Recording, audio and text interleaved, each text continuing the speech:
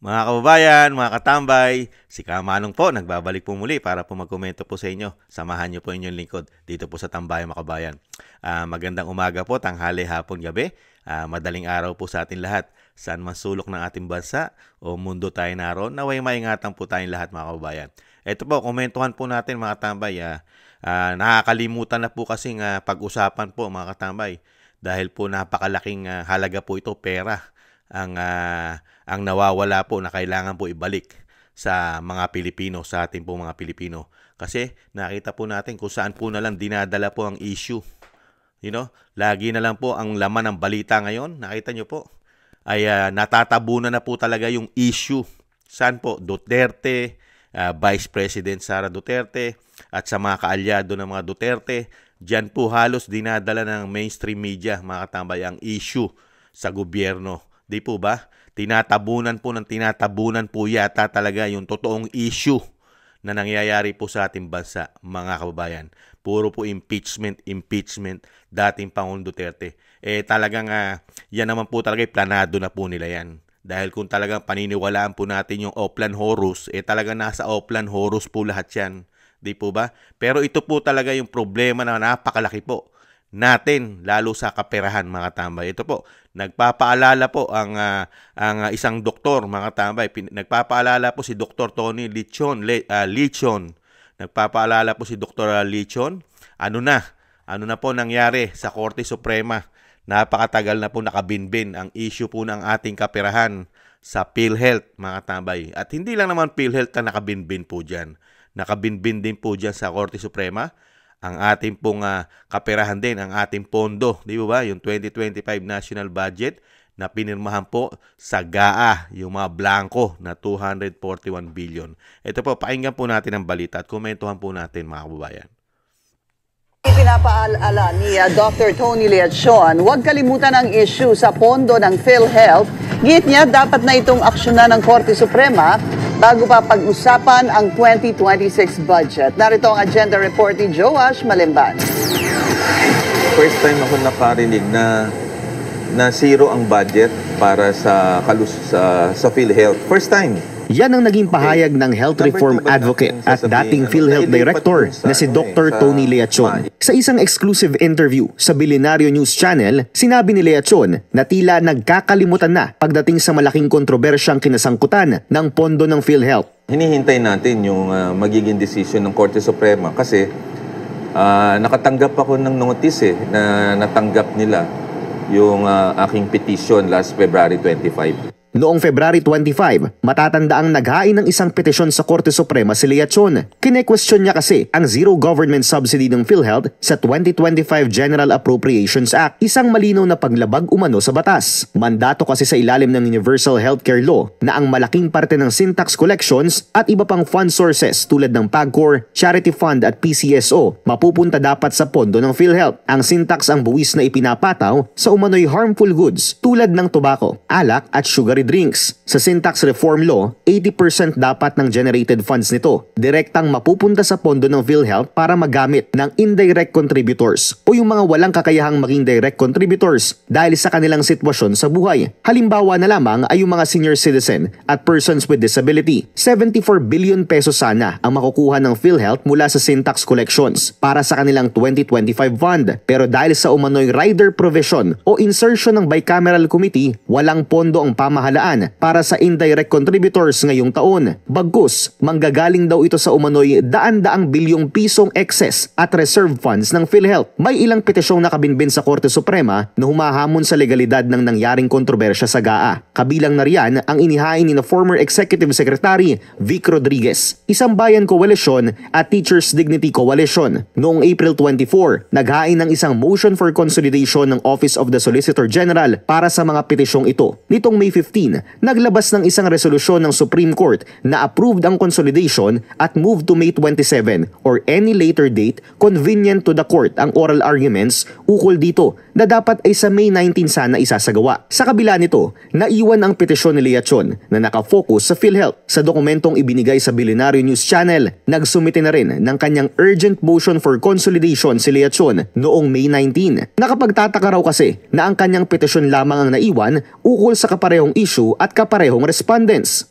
Well, yung petition ko napakahalaga. Kasi kung isosole yung 60 billion, tapos yung pinagkait ng government na 74 billion, i-add mo yon 60 billion plus 74, almost 130 billion.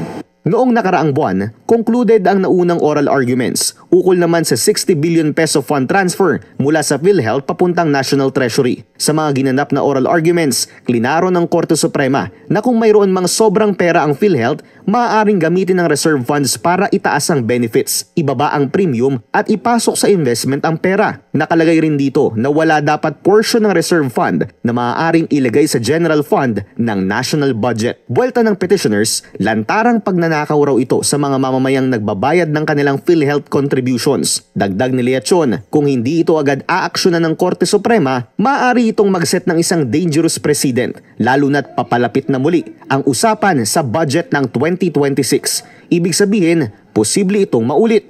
Takot ko, wala pang desisyon dun sa diversion ng 60 billion. Baka maulit uli yun na mailipat. At alam naman natin, isa siyang rider provision. Ibig sabihin, siningit siya na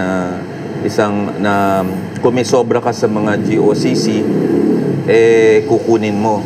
Panawagan ni Leachon sa Korte Suprema, sana ay magkaroon na ng aksyon ng SC bago ang State of the Nation ni Pangulong Bongbong Marcos sa Hulyo at bago muling pag-usapan ang national budget para sa 2026. Para sa agenda, Joash Malimban, Billionaire News Channel. Grabe na mga tambay, ano? Hanggang ngayon, ang tagal na po. Ang tagal na po na issue. Wala pa rin pong nilalabas na pinali po ang Korte Suprema, mga tambay. Lalong-lalo po sa ating kalusugan, di ba? Yung sinasabi pong subsidy na makakalaking tulong po yan, pero tinanggal po nila. Saan kaya nila dinala yung 74 billion, mga katambay? Saan po kaya nila dinala yon? Samantalang dyan po natin kinukuha yon, lalong-lalo nga yung mga walang kakayahan, lalong-lalo yung mga kababayan natin, mga senior citizen, na hindi naman nag-contribute sa PhilHealth. Dyan po kukunin halos yun yung mga panggastos o malaking tulong. Sana, di po ba?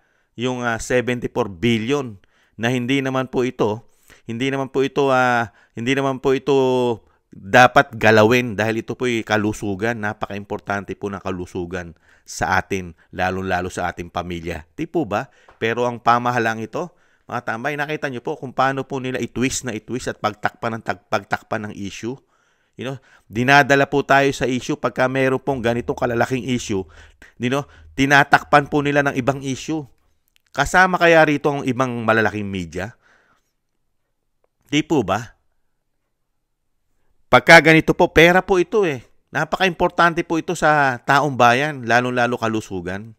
At lalong-lalo rin po yung pera po na hindi natin malaman kung saan nila dinala yon. Yung mga sinasabing proyekto raw po.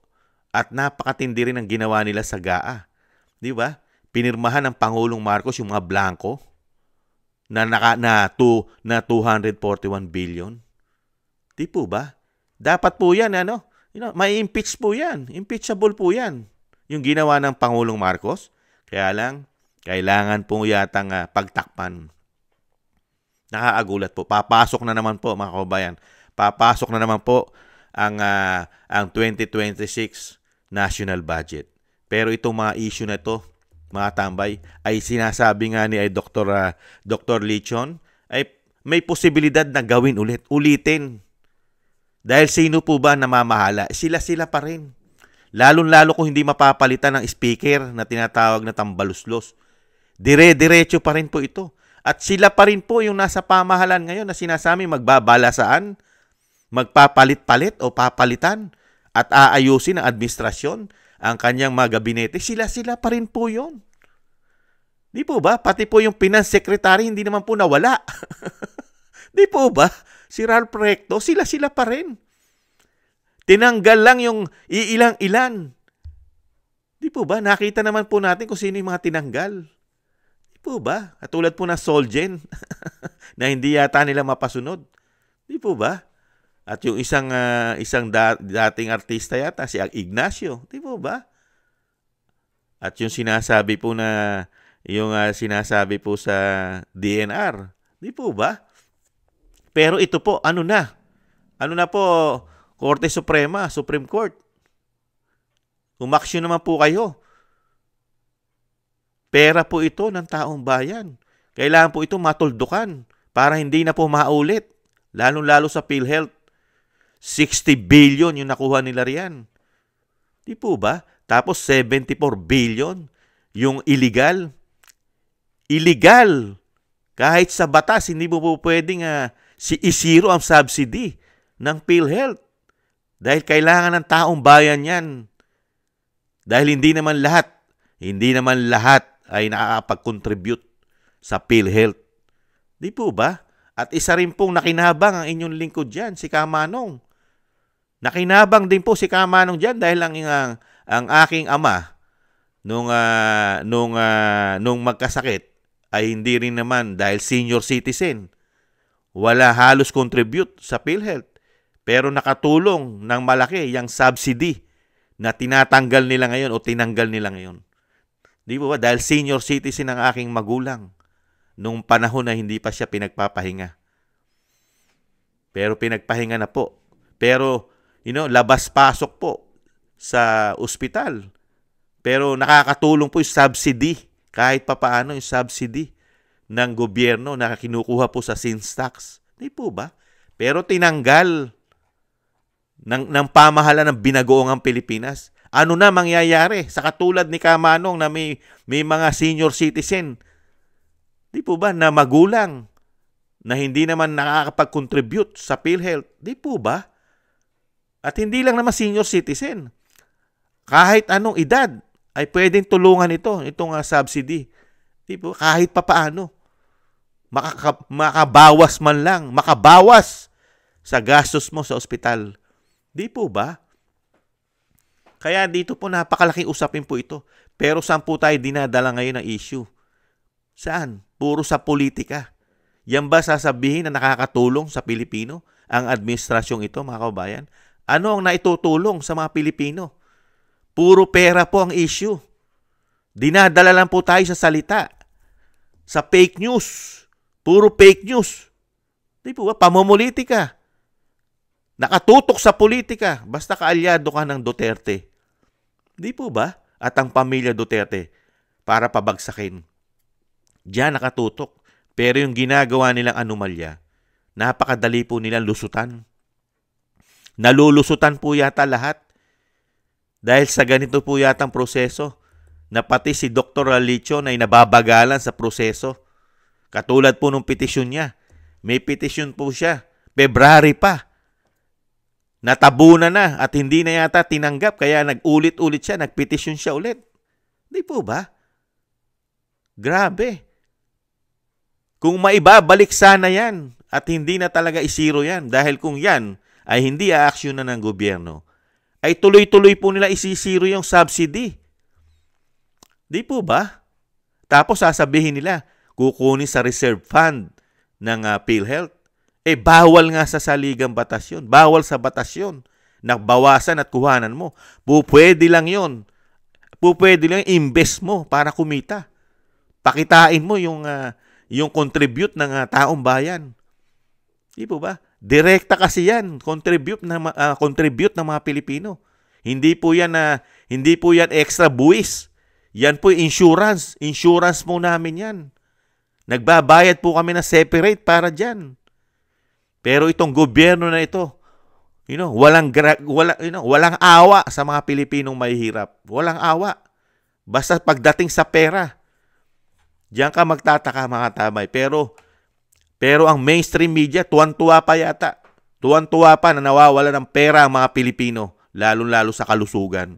Masayang-masaya pa ang karamihang mga Pilipino. Proud na proud pa sa bagong Pilipinas ngayon. Proud na proud. Napakagaling pa raw. Ubod pa raw ng galing ng pamahalaan ngayon. The best pa raw kaysa kay dating Pangulong Duterte. Pinakamagaling daw po ngayon ang ating presidente kaysa kay dating Pangulong Duterte. Kailanman na hindi nangyari kay dating Pangulong Duterte na tanggalan mo ng subsidy ang PhilHealth dahil nakinabang ang inyong lingkod dyan. Isa sa nakinabang si Kamanong dyan sa subsidy niyan ng panahon ni dating Pangulong Duterte at nung mga nakaraan Pangulo pa dahil hindi naman nangyayari yan. Di po ba? Kahit sa panahon ni Pinoy. Di po ba? Ni Arroyo, ni Estrada, dire-diretso yan. Ngayon lang na bago dahil nga naging binagoong ang Pilipinas na ang ating bansa. Pero, bulag at pipi at bingi. Lalong-lalo po yan. Hindi tinututukan ng malalaking mainstream media. Bakit kaya? At natatabunan ng issue. Tapos sasabihin nyo, makamahirap, tutulungan ng mga Pilipino. Kalusugan pa lang, sumasablay na. Napaka-importante niya sa hirap ng buhay. Kay mamahal ng bilihin, hindi naman natutugunan. Kawalan ng trabaho. Pagka ganyang napakahirap at kulang na kulang ka sa pagkain dahil napakamahal, hindi ka ba makakasakit? Tapos pati yung kalusugan, nakukurap pa yata. Di po ba? Pero tayo ngayon, saan tayo nakatutok? Mga kababayan, saan nakatutok ang gobyerno natin ngayon? Saan? Puro politika. Wala. Wala man lang tayong maasahan ngayon. Wala sa mga congressman ngayon. Lalong-lalo sa 19 Congress. Ano po ang naasahan natin sa mga congressman? Sa mga investigasyon. Lalong-lalo sa Senado. Nagigil sa mga investigasyon yan. Lalong-lalo sa sinasabing fake news. At lalong-lalo sa mga Duterte. Pero sa kaperahan na makakatulong sa mahigit 100 milyong Pilipino, wala silang aksyon. Palibasa, sila rin ang may gawa yata nito para yung mga pera ay makuha o mai-transfer. Para hindi natin malaman kung saan nila gagamitin o hindi natin alam kung saan nila ginamit o saan nila dinala, sa mga vault ba? O sa mga kanila pong taguan? Sa labas ng bansa kaya? Nakadeposito na kaya? Di umano? Nagtatanong lang si Kamano. Grabe, no, mga tambay? Grabe po ang nangyayari sa ating bansa. Natabunan na natabunan. Hanggang ngayon, kung ito po sana ay mabilis na naaksyonan, mga tambay, matutuldukan na po ang issue. At hindi na po gagawin ito halos ng mga korap na mga politiko di umano sa ating bansa. Napaka-importante po ito. Ang nakasalalay po rito ay taong bayan, lalo-lalo sa ating kalusugan. Umaksyon naman po kayo. Bilisan naman po ninyo aksyon, Korte Suprema. Kalusugan po ito. Maawa naman po kayo sa mahihirap na umaasa po sa PhilHealth, sa subsidy, na hindi po nagkaroon ng subsidy. Di ba? Matatapos na naman po ang budgeting. Tapos na po at darating na naman ang bagong budget. Baka hindi na naman po kami mabigyan ng subsidy. Yung 74 billion mawala na naman. At kailangan nga maibalik pa yung tinanggal na 74 billion. Pag hindi po ito umaksyon at pinagtagal ng Korte Suprema, patay na naman tayong bata dito. Patay tayo rito. Pwede na naman nila ulitin. Naisiro na naman ang subsidy ng PhilHealth. Mga kababayan, nakakalungkot dahil mamimihasa ang mga ganitong klaseng mga swapang yata at ganid at sobrang sakim yata, lalong-lalo sa pera ng bayan. Hindi kaya? Hindi na nakontento sa buwis ng taong bayan? Pati ba naman yung contribute ng mga Pilipino sa kalusugan? Parang insurance mo? Kinuhanan mo pa? 89 billion yan, pero nakuha na po nila ang 60 billion. Di po ba pinababalik na nga po yung 60 billion? Pero ano po sabi ng pamahalaan? Gagawan daw nila ng paraan. Saan? Itong susunod na budget 2026, isisingit nila para maibalik yata yung 60 billion. Parang ganun po yata ang plano ng Finance Secretary. Kasi nagastos na po yata.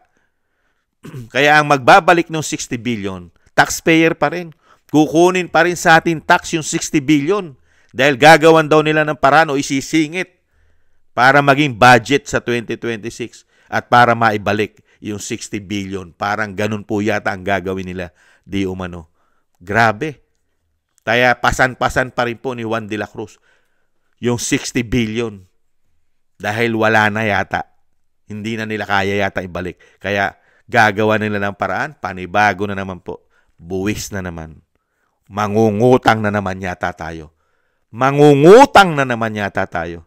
Dahil sanay na sanay naman po tayo mangutang. Kilaki-laki na nga po na utang natin. Buwan-buwan po nadadagdagan ng utang natin sa mga programa po nila. Ano po ba programa? Pabagsakin, number 1, ang mga Duterte. Ginagastosan po yata nila ng malaki yan. Grabe po yata binubuhos nilang pera dyan. Pera ng taong bayan yata. Grabe. Nakakalungkot po. Kalampagin po natin ito, mga kababayan. Korte Suprema, umaksyon naman po kayo.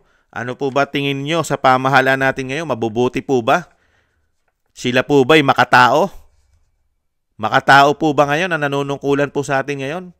Mismo yung kalusugan natin. Tapos pagmamalaki ng Pangulo na sinasabi niya, isisiro na raw po ang gastos natin sa ospital. Zero na. Paano mo isisiro ang gastos sa ospital? Kung wala ka nga subsidy, saan mo kukunin? Sige nga, kinukuha mo na nga yung contribute ng taong bayan, isisiro mo. Unbelievable. Di po ba? Paano yung mga walang contribute? Yung hindi nakapag-contribute sa PhilHealth? Saan mo kukunin yon? Zero? Walang gastos? Kalukuhan yon. Magaling na lang tayo sa salita. Pero sa talagang actual na problema, wala. Nganga. Nakanganga. At nakadilat ang mata.